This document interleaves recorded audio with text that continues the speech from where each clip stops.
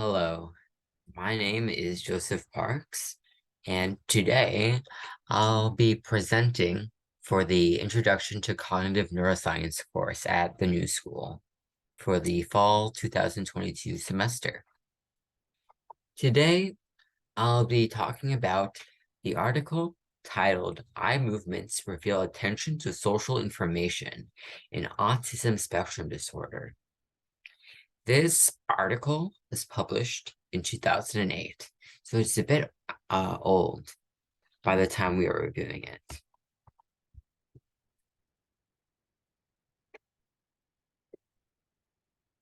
For the introduction, we will go over what autism spectrum disorder is and what the researchers are interested in their following experiment.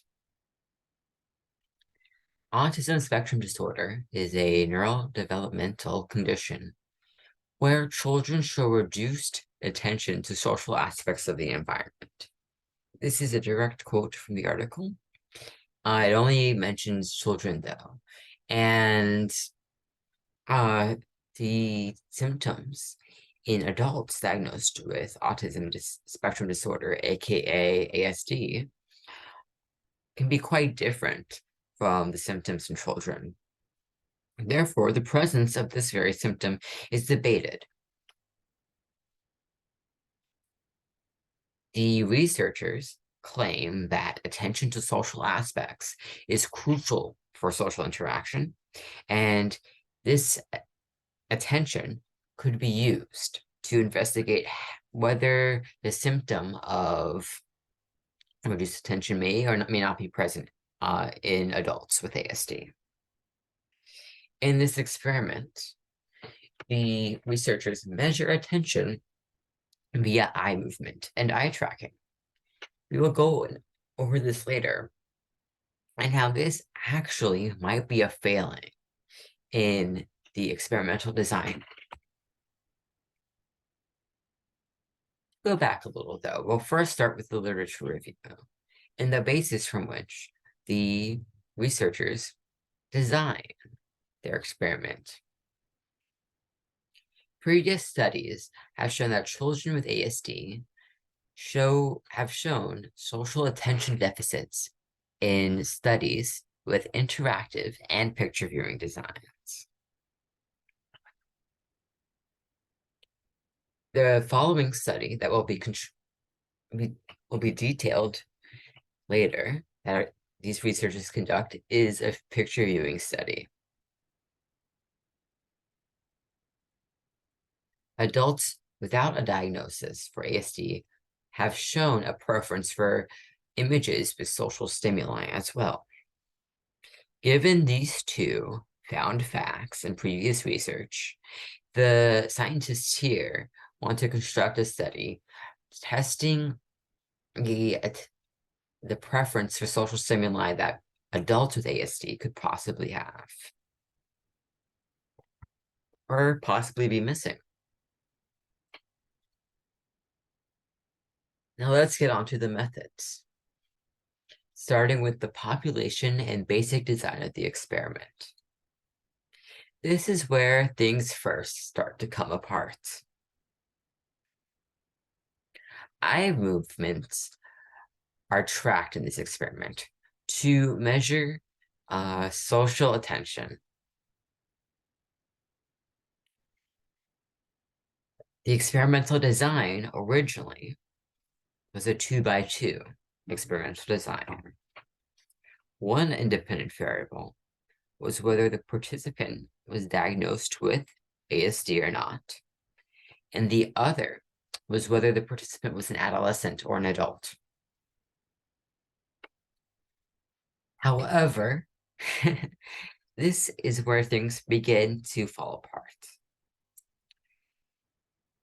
The researchers only had 2 adult participants per condition.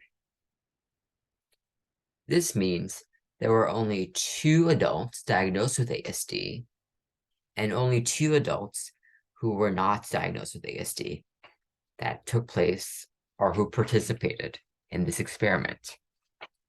This is grossly underpowered. To add on to this, all these adults were women, and autism spectrum disorder is a disorder that manifests very differently depending on the gender of the person who is diagnosed with it. This is a major limitation of the study, not only because of the gender, but because of how the researchers later analyze these results. Well, in their introduction and literature review, they talk about the need to research adults diagnosed with autism spectrum disorder. They barely recruit any at all. Later, in the results section, they end up grouping their adolescent and adult populations together without discriminating them. The adolescent populations are also quite small, but quite much a bit larger than true participants. There are 15 children, or I should say adolescents, in the participants without an ASD diagnosis condition, and there are 12 adolescents in the participants with an ASD diagnosis condition. Simply looking at the with condition, the diagnosis condition, there are 6 times as many adolescent participants as adult participants. And then they are grouped together and not differentiated in the analyses. One cannot make conclusions about adults based on adolescent data. Moving on, though, let's talk about the actual experiment and not the population. In the experiment, 2 scenes were shown at a time per stimulus. One social and one non-social. Here, we get onto the materials section of the methods, where we will go over what the stimulus is in detail, as well as other materials used in this experiment. In total, there were 40 pairs of scenes. Each pair is a single experimental stimulus. Each pair is shown at the same time on a single display. There are 20 pairs of scenes per stage of the experiment. There are 2 stages of the experiment. To go back to how they control these pairs of scenes, though, how they control their stimuli. One display would have 1 pair of scenes present. One pair has a person present scene and a person absent scene. Pairs were matched to avoid confounds. Some confounds they made sure to avoid were to control for setting, for example, making sure both scenes were in a kitchen or in a forest, not in different settings. Another was the location of the person present scene in relation to the other scene. For example, if it was on the left side of the display or the right side of the display. Another variable, or potential confound, was the direction of the gaze of the person in the person present scene, and whether the direction of this gaze was toward or away from the other scene. The last set of potential confounds that were noted were different qualities of the person in the person present scene. These qualities were that person's posture, point of fixation, head angle, and gender. The other materials for this experiment were color monitors to provide the stimuli. Another material was the eye tracker, used to track the eye movements of the participants. The eye movements are used to see or to measure, make deductions about social attention. Later on in the implications and limitations section, I will talk about how this might be a bit of a problematic measure for a population of individuals diagnosed with ASD. The last material I will note are buttons for the second half of the experiment, the gender discrimination half.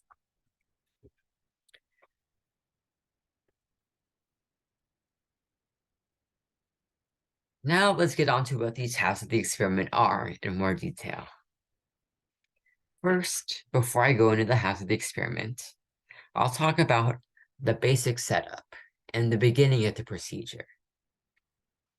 Before the study, participants were given an information sheet to disclose the study and make sure to receive their consent to participate in it.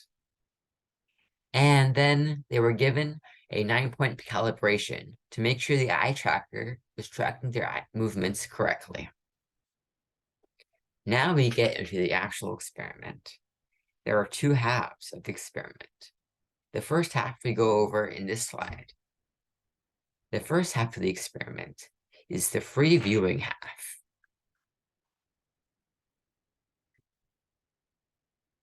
The free viewing half provides the stimuli we previously discussed without direction.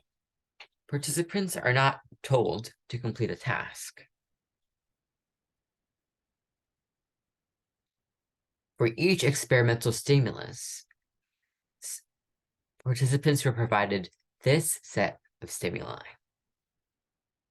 They were presented a blank screen for 1 second, then a center fixation prompt for 1 second, presumably to make sure that they were focused on the screen and also to make sure that they weren't already paying attention to one half of the screen where a stimuli would then the experimental stimulus would then appear. And after this, they were shown the experimental stimulus, the pair of scenes, for 3 seconds. In this first half of the experiment, the free viewing half, participants viewed 21 stimuli in total. The first stimulus shown was a practice stimulus, and the data from that one was not recorded. Overall, 20 pairs of scenes were recorded, 20 experimental stimuli in the first half of the experiment. In the second half of the experiment, participants were given a task. They were given the task of gender discrimination. Participants were told to determine the gender of the person in the person-present stimulus. When they determined the gender of the person, they were to press the button I previously described to note whether that person was a man or a woman. In this half of the experiment, participants were shown 23 stimuli. The first 3 of these stimuli were practice and not counted in the results. Overall, 20 stimuli were noted in the results. I find it notable that the amount of practice stimuli is different in the first half and second half of the experiment. We'll go into this more later, though. Both halves of the experiment had 20 experimental stimuli recorded. We get to the results. The first result is that both subject pools showed preference for the person present scene and the person themselves within the scene. I think I should reiterate that The experimenters no longer mention age in these results. From this point on, we are simply talking about two groups: participants with an ASD diagnosis and participants without an ASD diagnosis. This is significant because in the introduction and literature review, the experimenters talked quite a lot about the importance of finding result of conducting this research with an adult population. And then from this point on, they don't specify whether the results are for an adult population or not. In fact, the majority of both of these groups are adolescents. Let's go on for the rest of the results. The next result is that preference for social information was less strong or absent in participants with an ASD diagnosis.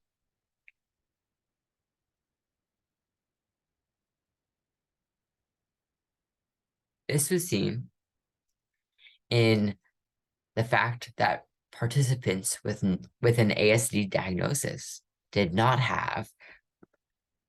show spontaneous gaze following in the free gaze condition, the first half of the experiment. Participants without an ASD diagnosis did show spontaneous gaze following in the free gaze condition. I think this is a very important thing to note. This is the only concrete result that differentiates the populations. And in the next slide, in the limitation section, I'll talk about how this is a very weak thing to analyze.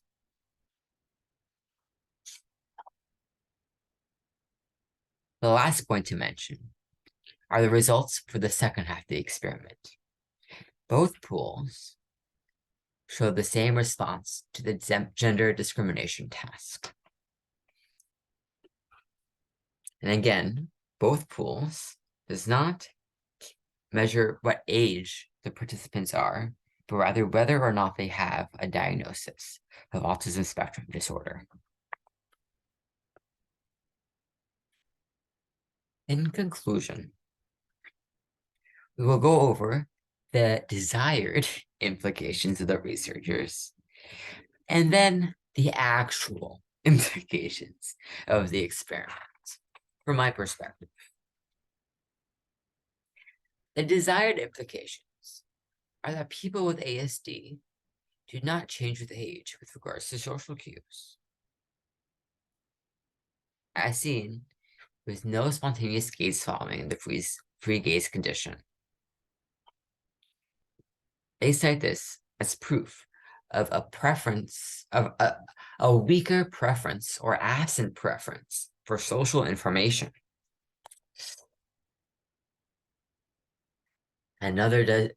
Furthermore, to go along this path of this desired implication, it makes it seem like the prognosis of an ASD diagnosis is a bit grim. Before, it seemed that it was unsure whether adults progressed and showed more social attention as compared as what would be deemed normal in a neurotypical population as compared to a population of children with an ASD diagnosis. I will go into now a lot of the limitations, which make this implication quite weak. The first one I'll go over is the one I've already stated: the age range and population size.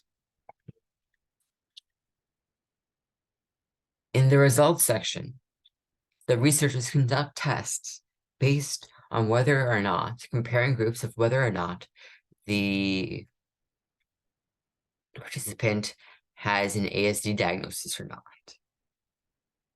However, they include many adolescents in these groups. So many adolescents that it's disproportionate. and that their adults could barely significantly change the results. Due to the population issues and age range issues, as I said, only 2 adults per condition, and there being more than 6 times that amount of adolescents in each condition. One cannot use this study to talk about adults. One cannot use this study to state information about adults or the prognosis of how how autism spectrum disorder may develop later on in life.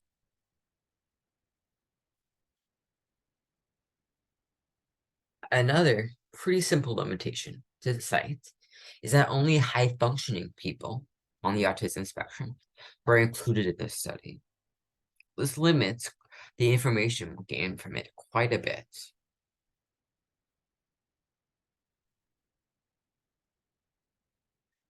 The third, pretty simple to state limitation, is a slight difference in the first and second half of the experiment.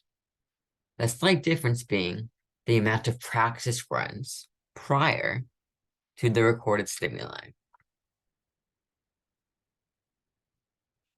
There's only 1 practice run in the first half of the experiment, and 3 practice runs in the second half. The scientists could argue that this is because they hypothesized that the second half of the experiment had a more challenging task. However, I find it interesting that the only significant difference they find between the population with the diagnosis of ASD and without the diagnosis of ASD comes from data from the first half of the experiment, where there are fewer practice runs.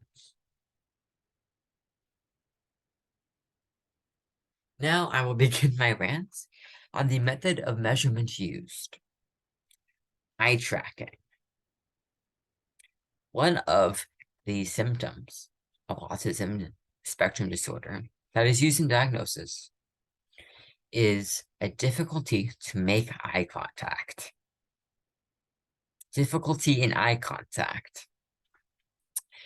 However, this experiment uses eye tracking as its measurement and as its measure, which is a bit counterintuitive.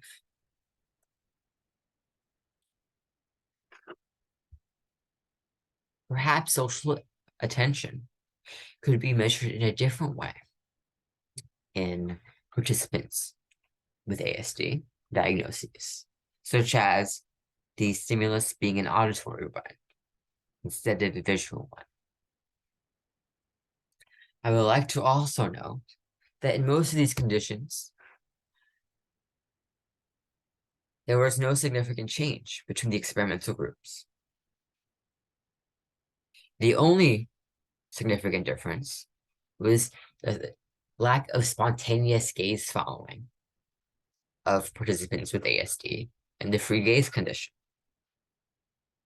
Given the fact that difficulty making eye contact is a symptom and is something used to diagnose ASD, I think this makes sense. It does not necessarily talk about the attention paid by the social attention paid by participants with ASD. It makes sense that they do not follow gazes spontaneously, when a symptom for diagnosis of ASD is avoiding gaze.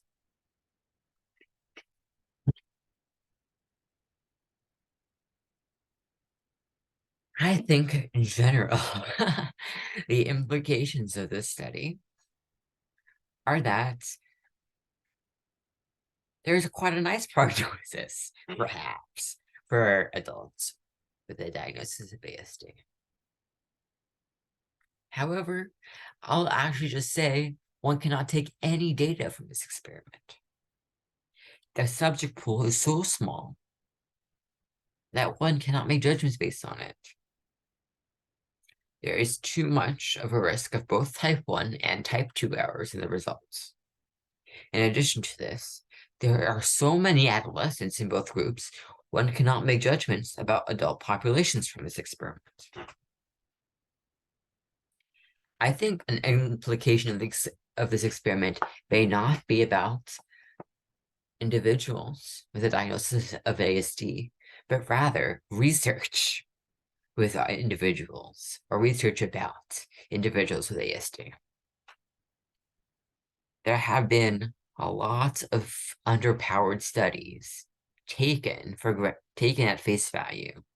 For example, the notorious vaccination study with a drastically small subject pool that talk about autism and try to make broad claims about autism. I think a very, very important implication of this study, as well as other very underpowered studies that examine autism, is that this field needs great improvements. It needs great improvements in standards.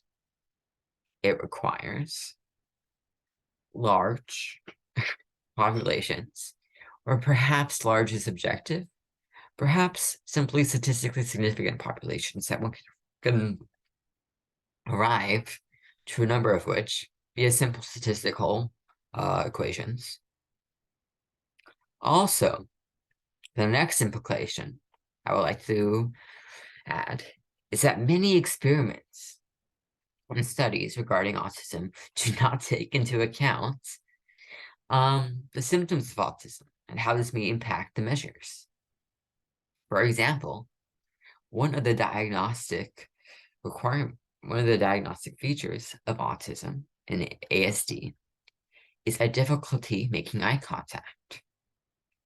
Then, the researchers of this study proudly waved their flag of, oh, well, in this study, the participants with ASD diagnosed did not show spontaneous gaze following, when that is actually part of the requirement of having an ASD diagnosis, to have difficulty making eye contact.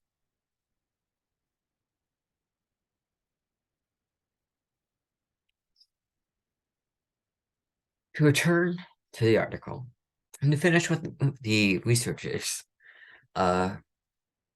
proposed, they proposed a few lines of further study. They proposed altering the level of social content present, the strength, and also altering the complexity of that content to further analyze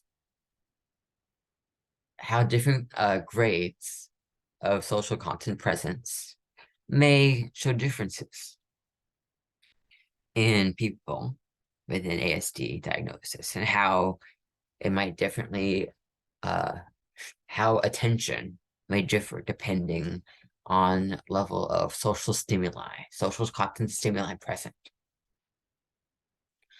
I think these are good avenues for future research, but one should first redo this experiment and change it quite a lot.